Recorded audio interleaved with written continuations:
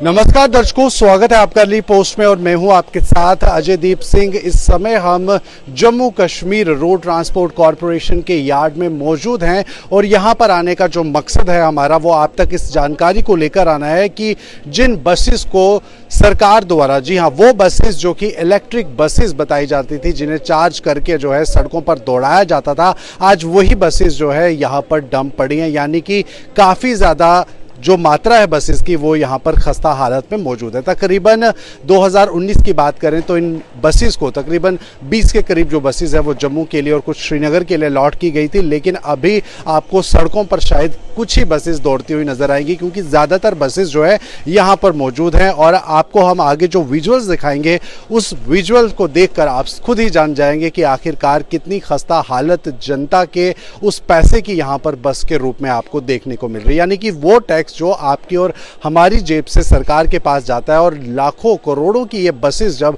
लेकर आई जाती हैं मार्केट में, लेकिन उनका रख रखाव ढंग से नहीं होता है, तो उसी के चलते इन बसेस को डंप कर दिया जाता है। इन बसेस का कहीं तो टायर पंक्चर है, कहीं तो इनके अंदर का जो सिस्टम है जैसे कि स्टीयरिंग हो गया या पैनिक बटन्स हो गए या शीशे हो गए या इसमें कुछ इमरजेंसी टूल्स होते हैं वो काम नहीं कर रहे। और ये खबर आप तक लेकर आना उतना ही ज़रूरी है जितना कि आपका टैक्स देना। यानी कि अगर आप टैक्स देते हैं, सरकार को अपनी मेहनत की कमाई का कुछ हिस्सा देते हैं, तो उसके बारे में आपको भी पता होना चाहिए कि उसका उपयोग कहाँ हो रहा है और जिस चीज़ को लाया गया उस पैसे से तो उसका क्या हालत अब होगी, ये आपको भी जानना बहुत ज़रूरी है। तो आइए देखते हैं इन विजुअल्स को।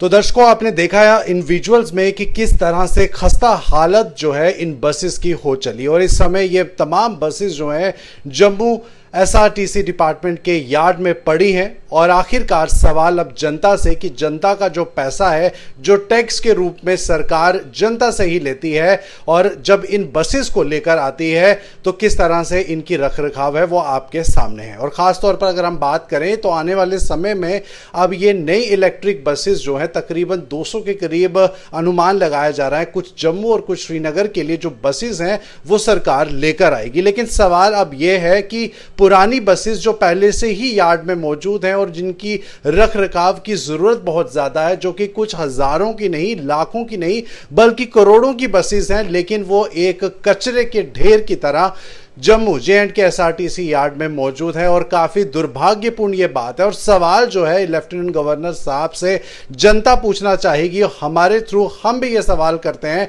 आखिरकार नई बसेस को लाकर फ़ायदा क्या है। इसमें कोई शक नहीं कि जो नई बसेस हैं, जो इलेक्ट्रिक बसेस हैं, उनमें सीसीटीवी कैमराज हैं, उनमें पैनिक बटन्स हैं, उनमें रियल ट्रैकिंग टाइम सिस्टम है, काफ़ी सारी फैसिलिटीज़ जो हैं वो आम जनता के लिए, क्योंकि किसी भी जगह की लाइफलाइन अगर हम कहें, किसी भी शहर की लाइफलाइन कहें, तो वो वहां का ट्रांसपोर्ट एक तरह की रीढ़ की हड्डी है। लेकिन इस रीढ़ की हड्डी को पूरी तरह से तोड़ दिया जा चुका है और आपके सामने जो विजुअल्स हैं वो इस बात को लेकर साफ तौर पर इशारा करते हैं कि आखिरकार Jammu Kashmir state road transport corporation हरकत में कब आएगा और नई चीजों को लाने से पहले जो हमारे पास पहले से ही है उनका समाधान हो, उनका रख रखाव बहुत ज्यादा जरूरी है, ताकि करोड़ों का पैसा जो कि आम जनता का है, यानी कि आपकी और हमारी जेब से जो पैसा सरकार की जेब में जाता है उसको ध्यान में रखने की सख्त ज़्यादा ज़रूरत है। और हम यही अपनी इस खबर से जो है